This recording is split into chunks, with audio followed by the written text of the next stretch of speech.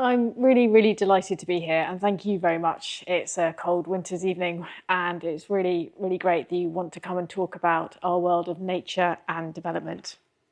So I thought to give a quick introduction. You might or might not have heard about biodiversity net gain, so we will go into that, and then we'll finish off with nature positive, the new global agenda that's setting our industry, and then I'll finish off with what next. But the work that I do at Mott MacDonald, so we're a global engineering company. And as a global engineering company, our engineers design infrastructure, schools, hospital, roads, railways, water infrastructure. And my job, and I love my job, is to make sure that infrastructure development truly supports nature's recovery. Studies after studies after studies now show we will not get the global goal for nature without private investment in nature's recovery. And it's time to really turn the tide. For so long, there's been the narrative of development versus nature, which doesn't make any sense, and I'll go into that. And there's a real drive, and we are far from knowing the answers, and we're far from being perfect. But there is a drive now for development to play its part in the role of nature's recovery. So think about biodiversity net gain, and there have been so many studies looking at the cause of biodiversity loss. And you might read that a lot of these studies talk about development is taking away our green spaces. The roads, the railways are all clearing our habitats. That narrative is fundamentally wrong. And we need to really understand the problems of nature loss to know what the solutions are. It's a very loud door. Somebody wants to sneak in. And the way that narrative is fundamentally wrong, because in my world, if you're a housing development, if you're a road, if you're a railway, you have to get consent. That might be planning permission, that might be a development consent order. Even if you're termed as permitted development, you have to get agreement that you are permitted development. And that consent for so long has said, yes, development, go ahead with biodiversity loss. Development isn't the problem, it's the system. And we have to fundamentally understand the problem is the system. It's the system that needs changing. And that's why I found fascinating, and so much of my work within Uganda and here at DICE was that interplay between protected areas and development. And then I realised when I came to the UK, it's the same question. How can we have a consenting system that gives the go-ahead to development with biodiversity gain? Has anyone here heard about biodiversity net gain? Yeah, we'd love to hear your opinions about it. So that's great that you've heard about it. So back in the day, we had this dream, this ambition that our consenting system would say yes to development, with development that leaves biodiversity in a measurably better state than before. And back in 2016, before mandatory B&G was a thing, we published our good practice principles. So biodiversity net gain, it fundamentally rests on the mitigation hierarchy. We need to avoid and reduce our impacts, and that is a fundamental part of it. But then we create more wildlife-rich habitats, and that's the point. It's all about enhancing, restoring, creating wildlife-rich habitats. These are measured by the biodiversity metric, and you'll get a little tutorial on the biodiversity metric in a moment. And the minimum requirement is for at least 30 years, and we think about on-site biodiversity net gain before we go off-site. But we're now about a year and a half under mandatory biodiversity net gain, and there's a world of difference between developers who are really understanding the value add of biodiversity net gain to their development, and then the developers who are struggling with it. And developers in this camp understand habitats. They understand that biodiversity net gain means that we'll be creating, restoring, enhancing woodlands, grassland, wildlife ponds. And they first ask a question: habitats need space. Where are those habitats going to go, and where can they add value to my development? Versus the developments over here who tend to be metric-led, who tend to kind of ask me a question about what does this 10% mean? And we'll go into how the metrics are a tool, but this is fundamentally about creating wildlife-rich habitats and restoring them over that 30-year period. A bit of a backstory. So back in 2012, the government launched a pilot on biodiversity offsetting. Now, the good thing about the pilot was that they released our first ever biodiversity metric. But the pilot itself was absolute disaster. It was in the news, it was all about offsetting, and who needs offsetting, right? The really interesting moment about that pilot, because it was so controversial, because it was such a failure, industry were like, okay, government, we'll leave you to that little mess. But this metric, we've never had a biodiversity metric before. And suddenly we could take biodiversity, and it wasn't perfect by any means, but we had a way to standardize how we think, assess, and look at a net gain at the end of that. So out of failure, and because the offset failed, and I really want to make this point that I'll keep coming back to, because the offset pilot was so bad and it failed, it led us in industry to say, okay, offset's not the thing. Let's move to a biodiversity net gain, and let's really focus on what that metric might be. So 2016, we published our good practice principles, and we had major developments and housing developers on a voluntary basis, and it wasn't by any means perfect, but on a voluntary basis committing to biodiversity net gain, including HS2, and I'll come back to them. Natural England then brilliantly looked at the biodiversity metric. It was a PDF at the time. They developed an Excel spreadsheet. And then 2024, biodiversity net gain became mandatory. You've all heard about biodiversity net gain. Did anyone know that it started back in 2012? Yeah, stuff doesn't happen overnight. And that story represents the hard work of many within the industry, and it's been the greatest being a part of it. But it takes so long to get to mandatory net gain. It takes so long to change legislation. It takes so long to develop something like the biodiversity metric. And we're continually on this journey of continual improvement. Here's the biodiversity metric. There's so much focus on the biodiversity metric. And as much as I love it, it's just an Excel spreadsheet. Now, a bit of a tutorial. Do you know how the biodiversity metric works? Kind of. Okay, so I want to wander over here. It's all about habitat types. So within the biodiversity metric, you first think about your habitat type. Do you have woodland or grassland? You then measure how much you have of it. You then assess its condition. Is it poor, moderate, or good?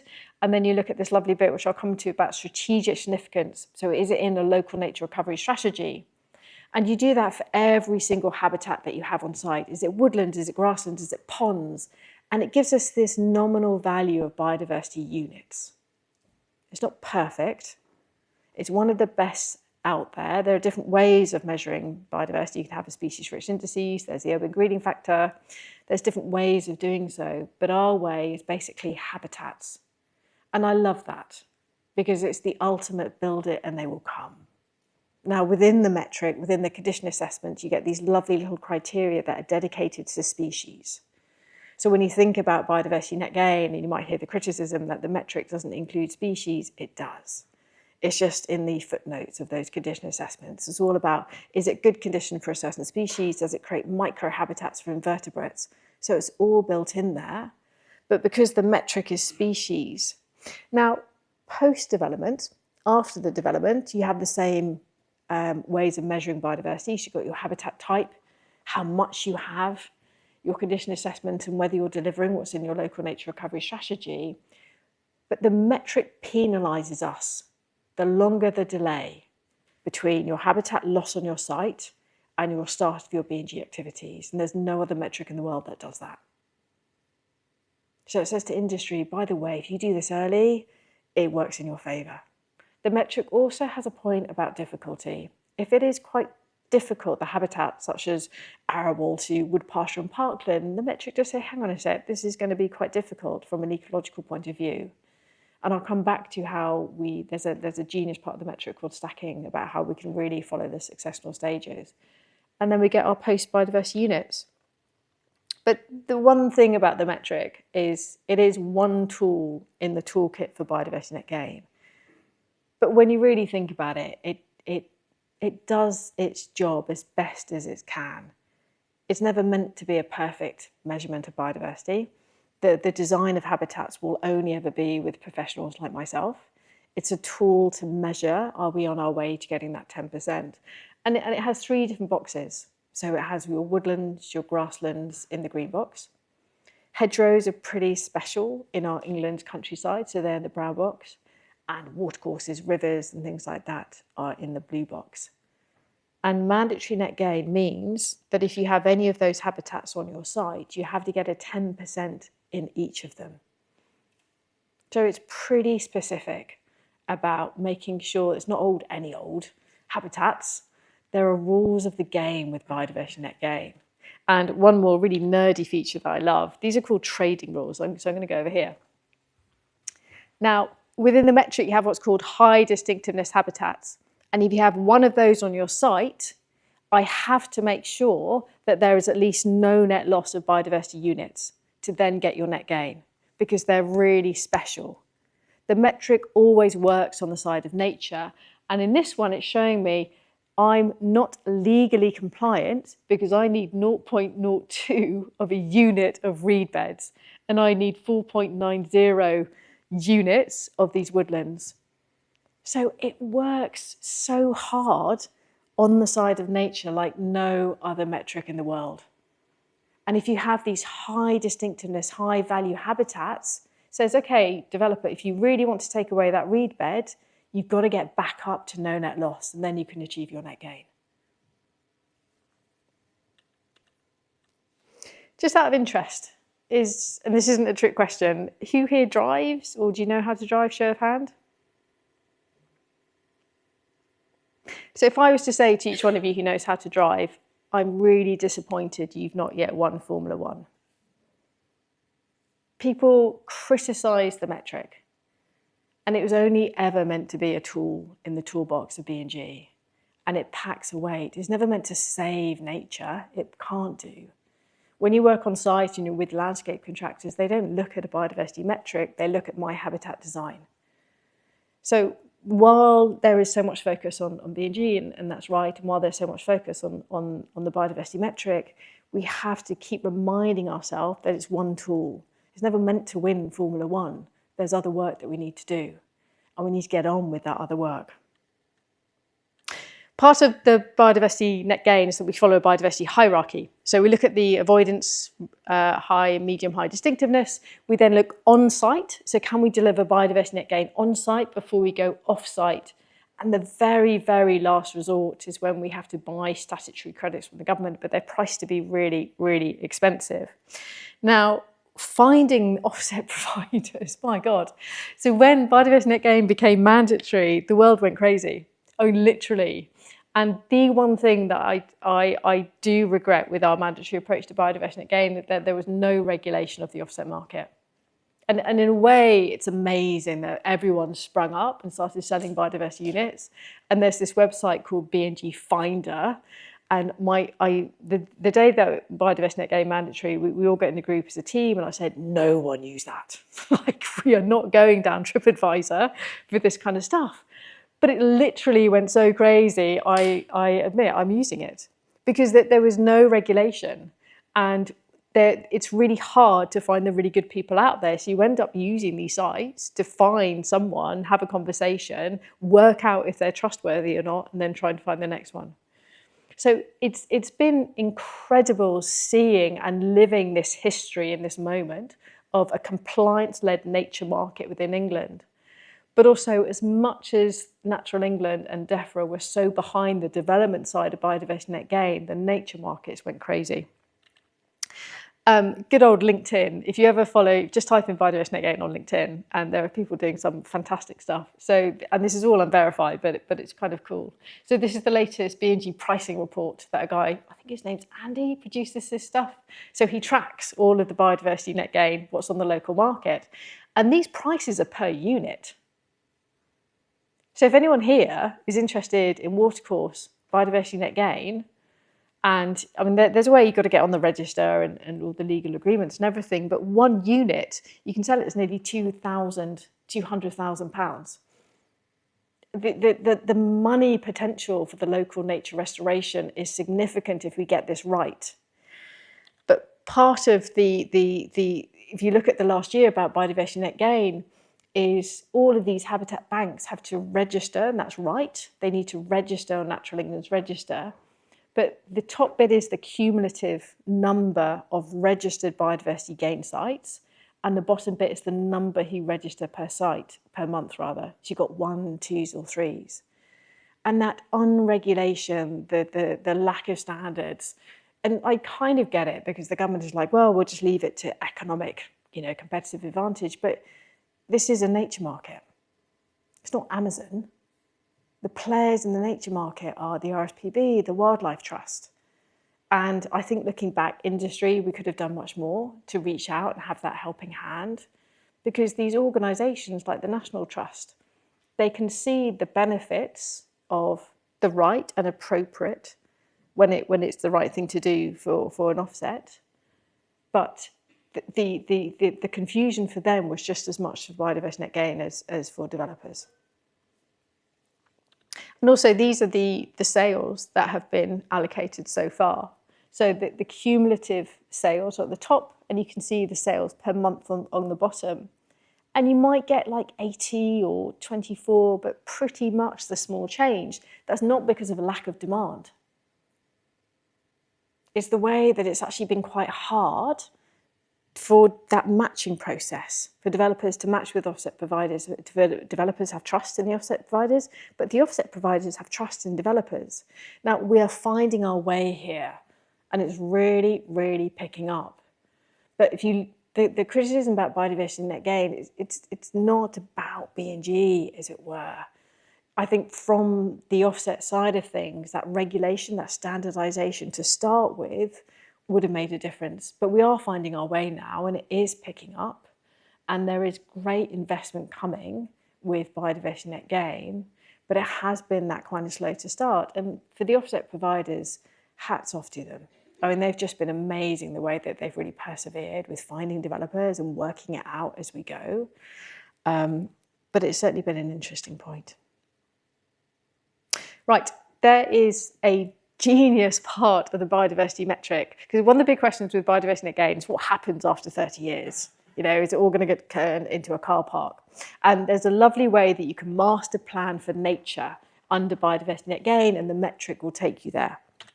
So, excuse that I should have put some lovely photos of habitats in there, but it's called stacking. You might have heard about stacking for ecosystem services, whereas this is stacking for biodiversity net gain. So if you have a site which is basic modified grassland in poor condition, now under biodiversity net gain, that would be a habitat creation to get other neutral grassland in moderate condition, and you can then sell those units. That's your first stack, and that's great. What you can then do is that other neutral grassland in moderate condition at year 15, that's your baseline for your second stack.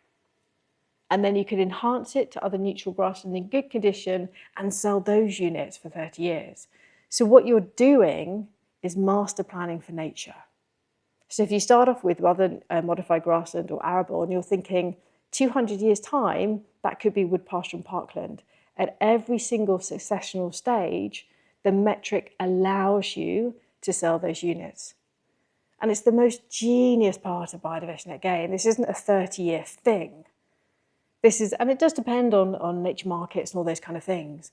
But when you get into this approach, and when you can stack those habitats at each successional stage and draw off those units, one site has 30, 60, 90, more than that, years of legal agreement under that. And in all honesty, that's better protection than a SSSI, because it's legal compliance. So to come back to this, and I'll send the slides and you've got them, but this is the, so much as I have my opinions about the government, like you just get that with the government guidance and then we work the magic. So if you ever hear about stacking for B&G, it's actually quite incredible. But if you might have heard about biodiversity net gain, you might have heard about the biodiversity metric, it was never meant to win Formula One. It's meant to be one tool in the toolkit. And it does include so many different niches and those specific habitat resources for species within that condition assessment. And it's not perfect, but if you do read the criticism about the metric's not the problem. We just need to use it as a tool to master plan for nature, and then we can achieve so much more with it. So a bit of history, I think, from our B&G history books. I've never seen so many discussions about avoidance of habitat types. than I have with biodiversity net gain. And I was giving a talk with one of our construction sites, and I showed them the metric and I showed them the baseline. Said, okay, engineers, every time you clear habitat, you go into debt, then you've got to build it back up, and then you get your 10%. And engineers love numbers. And I get these brilliant emails after that. It was from a guy with Dave saying, hey, Julia, I think we can save this stuff. So even though the metric's not perfect, it's such an incredible communication tool. And I cannot capture this because this happens before what goes into a planning application. But I know that we have had far more conversations about avoidance than we have ever had before. The other point about the biodiversity metric. So as much as wonderful as it is, it's 10 years in the making. So we had version 2, we had version 3, we had version 3.1 because there was a slight issue that was captured early with version 3. We then had version 4, we then had the draft statutory metric, and then we had the statutory metric. And if you've lived through that, it was quite an extraordinary ride. But it hasn't happened overnight. And I think that the thing to do now is to really recognise and shout out that if you look at other countries around the world that are thinking about biodiversity net gain, the government's kind of doing it behind closed doors. And even though that was, oh, you're kidding me, not another version of the metric, it was so collaborative. And I think we will win when we really start working in partnership as a nature community.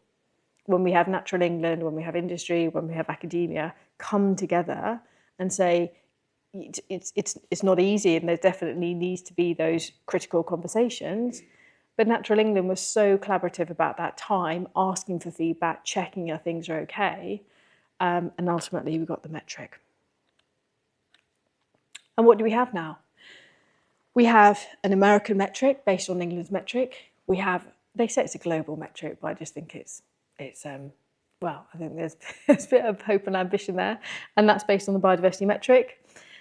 Amazon are developing the biodiversity metric for Europe. That will be published next year. The Chinese government are looking at biodiversity net gain.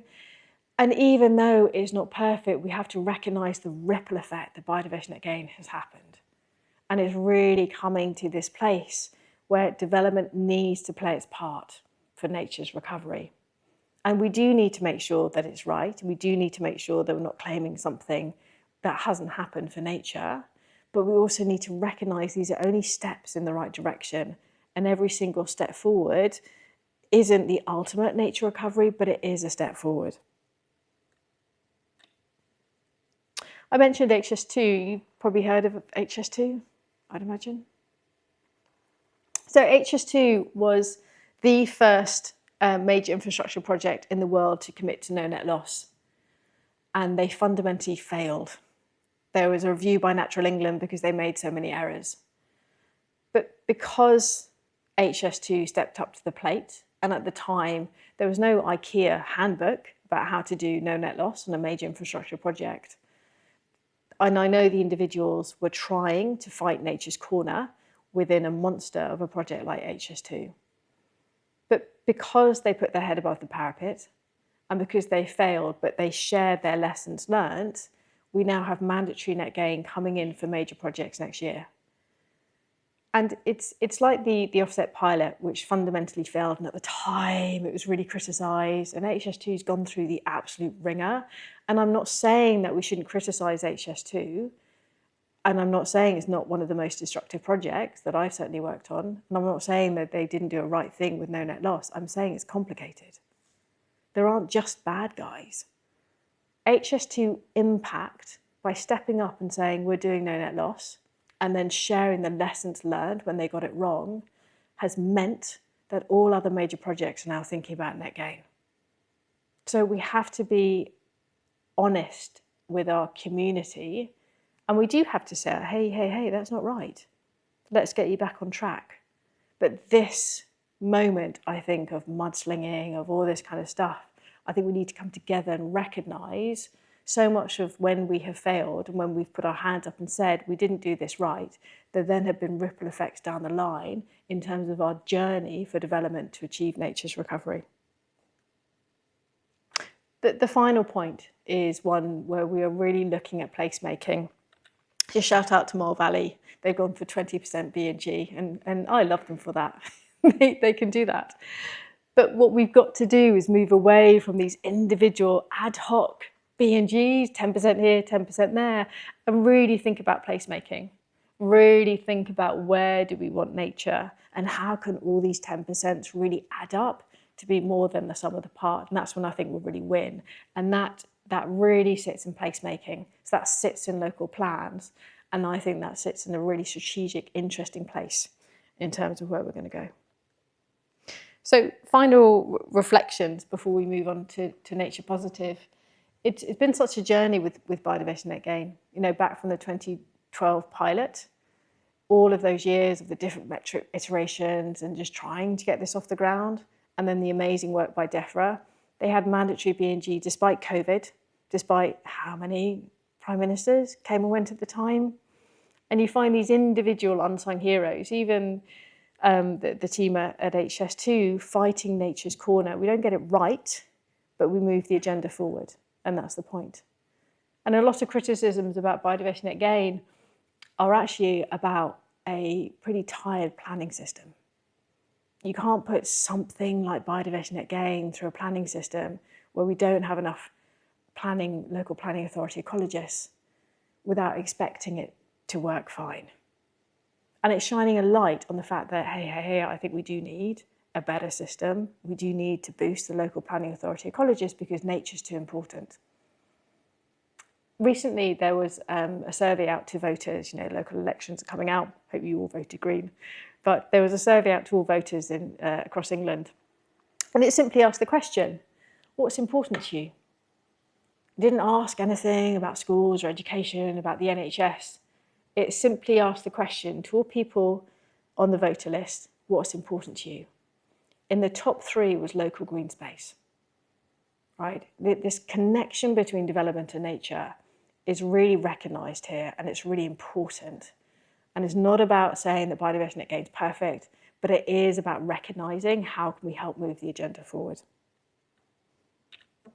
Talking about moving the agenda forward, isn't it great? A nature positive goal.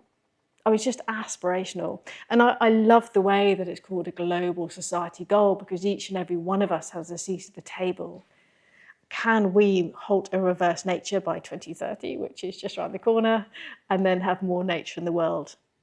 And it's a really interesting, so much of this is about communication. You know, it's a really lovely phrase, nature positive, slightly better than the clunky phrase of biodiversity net gain. And in industry, thank you, because we've had so much really interesting help and support. There's the Nature Positive for Business by IECM, which is fantastic. It's given us these principles, and it clearly set industry, your job is to make a contribution. Do not do this behind closed doors. You can't be a nature positive company, but you have to be part of the systemic change that we need for more nature in the world, because again, this is a systems failure. And it really opened the door to say, what is going to be your contribution? Shout out to the recent paper. This was a screenshot from today, so it's still, I think, in print. Typology of corporate actions, the way that we're getting so much support from the academic world to say, okay, corporates, we know you're looking at this. Here's a typology, here's a framework. And we do need this, and we were just talking about this. One of the biggest reasons that hold corporates back from doing anything on nature is the risk of getting criticised. It's called green hushing, when we're quite quiet or we're quite vocal. And it's a way of, again, making sure that we're just part of one community, that there is a critical conversation where it needs to be, but it's constructive and it's moving the agenda forward. And shout out to the University of Oxford. Sorry. I'm sure you do your own, but they did this amazing biodiversity footprint, which is super cool. And I worked with Joe on our biodiversity footprint from Mott MacDonald. Joe was at Dice when that got published. Oh, was he? Okay, there's a link there. That's okay. Why would earth would industry do this? I mean, biodiversity net gain's enough, isn't it? So when I walk into a boardroom full of C-suites, full of CEOs, that's the question that I'm asked. Julia, we've got enough on our plate. We've got to build Lower Thames Crossing. We've got to build East West Rail.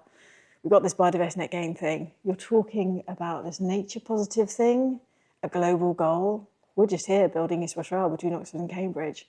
Why on earth would we want to do this? And the answer is pretty simple. I don't know if you've been keeping track of chocolate. Has anyone seen this in the news? So for those of you unaware, this year there's been, the global chocolate industry is facing unprecedented challenge as cocoa prices soar to record levels, putting immense pressure on manufacturers. The cost of cocoa has surged due to a combination of climate-related disruptions, crop diseases, and economic instability. So much of that is because of the loss of nature. Now, that is not an interesting story in the Daily Mail to us. In industry, that's the canary in the coal mine screaming that we're running out of oxygen. I've translated that into so many different situations in our industry. What would happen if that's the steel or the concrete or the tarmac or the timber or even the PPE that we rely on to build the infrastructure to maintain it? We depend on nature. It's purely in our interest to have more nature in the world. And I've been tracking this story, and I've been showing our C-suites and our executive directors every single thing that these massive chocolate companies have gone through, because they were giants. They were absolute giants on a fortune. Who doesn't like chocolate? You know, and then you get a surge in chocolate at Easter, at Christmas, all those kind of things. They had no idea that this was going to come and the shock that it caused them. And this is no longer a nice to have. This is purely business resilience and risk. And as much as I wish that it didn't take a story like this to happen, it does. And it's a way of really translating this into the heart and the lifeblood of industry to really understand the importance of this stuff. There's also the incredible rise of TNFD. Do you know TNFD? Task Force for Nature-Related Financial Disclosures. So basically, when you disclose your finances as a company, you have to talk about the risk to everything that you're investing in. And for a while, there's been climate and the carbon risk, but there never has been a guidance on how to report the risk to your business, to your financial flows from a nature perspective. Brilliantly, the team, it's called TNFD, published this in 2013, and shout out to England, we're number 2. I don't know why Japan, and I mean, I love Japan for the fact that they've got the highest number of TNFD doctors. I don't know why, so please don't ask me. But it's been an incredible uptake. And every time I've worked with a sustainability director about nature positive and this world of understanding the nature risks to your business, it's always the same. It always starts off with an amazing sustainability director talking about nature positive, capturing the imagination of the company to do more for nature. And then there's the moment, the penny drop moment, when they realise this is absolutely critical to their business resilience and growth. And then it moves quite quickly from being that sustainability mindset and that ambition to really thinking critically from a business perspective. So when you think about nature positive, you think about your business in terms of direct operations, downstream and upstream. So direct operations, you'll think about all your pressures on nature. And the B&G comes into land use. You might have water use and all those kind of stuff. So you're thinking, what are the risks to my business because I need water? And what have we had in London this year? 4 heat waves. And all the water companies saying, do not use water. So, and it's a really interesting one, it's not just the cost of water is going up. Even if HS2 can buy water, there's no water to buy. I'm not kidding around here. So it's really coming critical, that moment when we need more nature in the world. Now, downstream, I absolutely love One Planet, and thank you for Christmas presents over the last 5 years to my family. So that's been amazing from the BBC. But one thing, if you think about the BBC, they did a biodiversity footprint. Their carbon and biodiversity footprint of making One Planet was massive. But their downstream impact was extraordinary. I don't know if anyone's seen the picture of the whale. It's and I think it was carrying a dead calf, and it had a plastic bag around the dead calf. It went viral. It was David Attenborough. That single-handedly led to all the plastic bags disappearing from our supermarkets. And this is the conversation that we need, because there's a significant carbon and biodiversity impact into making that, but their downstream impact has been extraordinary. And as a community, I don't think we've got the answer yet. Of course, that's incredible. And of course, the education piece and the way that David Attenborough shows these pictures, and then things change fundamentally because society gets that shock. But we do have to marry that up with everything that's going into that. When you go upstream, you're really interested in location. So where do you buy your tarmac, your steel, your concrete from? Where is that? Because location's fundamental to your nature impact. So it's a way of, if you can see, biodiversity net gain is like getting to Everest Base Camp. It's great, and we're there. We need to do more work, but it's Everest Base Camp, guys. We now need to really think about all of our direct operations. We need to think about all the work that we can do downstream, and we really need to think about our biodiversity impacts upstream. I was playing around with our biodiversity footprint of Mott MacDonald, and brilliantly, our offices use renewable energy, and our carbon team are happy. They're like, Julia, don't worry, we've got it in the bag, renewable energy, that's good to go. And I was talking to Joe because the renewable energy actually came out as quite a big biodiversity impact. And I asked Joe, why would the renewable energy come up as a big biodiversity impact? He says, well, Julia, think about how much land you need for wind farms, how much land you need for solar. And it was a really, really lovely door-opening moment. He'll say, I've got it. And then it's about going out and finding the people with the solar farms, with the wind farms, who do biodiversity net gain, who really think about nature. And so carbon, stop here, renewable energy, that's fine, we're good to go.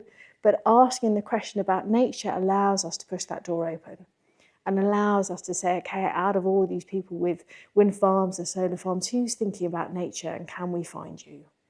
And so it's a way of gently teasing that process up there. Heathrow was one of the first airports to publish their nature positive plan. And it was the first airport in the world to sign up with TNFD.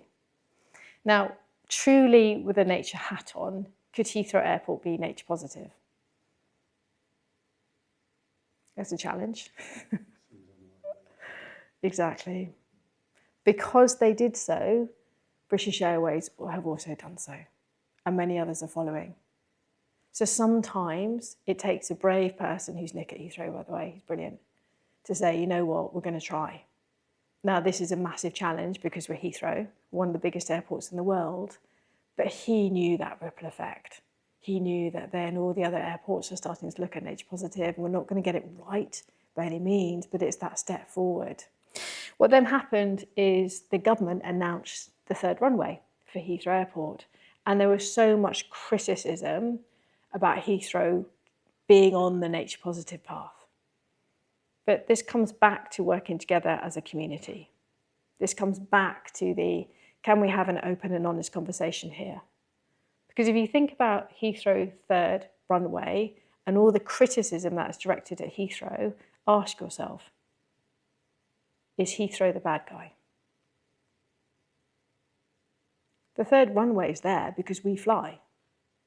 If there was no societal demand for flights, we wouldn't need a third runway. The third runway is there because we fly so much that the likes of EasyJet, Ryanair have put down the prices of flying so they are cheaper than catching the train. I'm just saying it's complicated. It's not as simple as criticising Heathrow for the third runway. It's complicated. And I'm not saying that we should applaud Heathrow for doing nature positive, because they've really got a lot of work to do. We need to work with them to make sure we're not claiming something that doesn't happen. But I'm saying it's not as easy as criticising the Heathrow runway when, probably not you guys, but a lot of people in the world like to fly. So we do need your help. As much as I really love the work that we do, the one thing that really keeps us from doing anything is greenhushing. Because making these journeys, making these steps forward, like science-based targets for nature, need an awful lot more work. I'd love to have a biodiversity footprinting tool as much as advanced as the biodiversity metric. There's stuff out there which is cool, but every time we use it, my boss says to me, we're going to get criticised for that. Upstream biodiversity impact mapping, even demonstrating our net positive contribution. This is such an important, exciting space. I've never seen this momentum before for nature within our world, but we do need to make sure it's right. And I think there's a really interesting place here for this kind of collaboration. What's next? 2 things. Should we talk about AI? So at my company, we have a responsible AI policy. I don't know how you use it here, but it's very, very strict that we're only allowed to use artificial intelligence when it amplifies, not replaces our technical expertise. And we've done training and there's all sorts of things behind that. But the more that we use AI, I'm very mindful of the fact that the more data centers we need. The more data centers, the more water use that we need. So there's an inherent biodiversity trade-off in making my work for nature better. Does that make sense? So the more that I can do for nature, the more that I can do for Nature Positive with all these projects, helping AI, because the data sets are crazy when you look at biodiversity footprint, but then the use of AI, the data centers, the water use is going crazy. And we have to balance this. Now, can AI be nature positive? Well, I did ask Microsoft, we use Copilot. It didn't really come up with an answer, but I think it can help. So our world is changing so fast, not only within the nature space, but within the world of AI. And we are really, really strict with responsible AI. And it can and certainly benefits our work when you land up with these crazy biodiversity data sets or these maps of upstream and all these kind of things. But we do need to make sure that AI has a seat at the nature positive table. And finally, I get invited, and it's really cool, to do like career talks, and we do like graduate talks and things like that. And whenever I give one, there's always a question about, has there been a moment in your career that was quite pivotal to you? Has there been a moment that really set you on your path? And every single time, and I really, really mean this, I always talk about DICE. Every single time. Because what I learned here and gave me this incredible foundation for the work that I do now, I think really comes down to 3 things. I learned the power of curiosity, the power of continually searching for answers and really testing our knowledge and testing the boundaries and seeing how can that connect with that. And we're using AI, but then AI has a biodiversity footprint. And that power of being continually curious and working as a community is just unbeatable. I also learned the deal is when you're curious, you've got to make sure it has an impact on nature and to not let that off the hook. So if we are testing biodiversity again, if we're testing nature positive, that has to have a real world impact on nature. And finally, I learned the importance of people. Much as I would love to work with a biodiversity metric and just think about all the good stuff for nature that we do, people are so much a part of this. Like whether you think about nature conservation as a social justice issue, or whether you're in front of a C-suite and talking to a CEO about chocolate and they're wondering why I'm talking about chocolate when they're running HS2. It's all about people. But I really, really mean it. Everything that I've learned was from DICE. You're at a very, very special place. Thank you very much.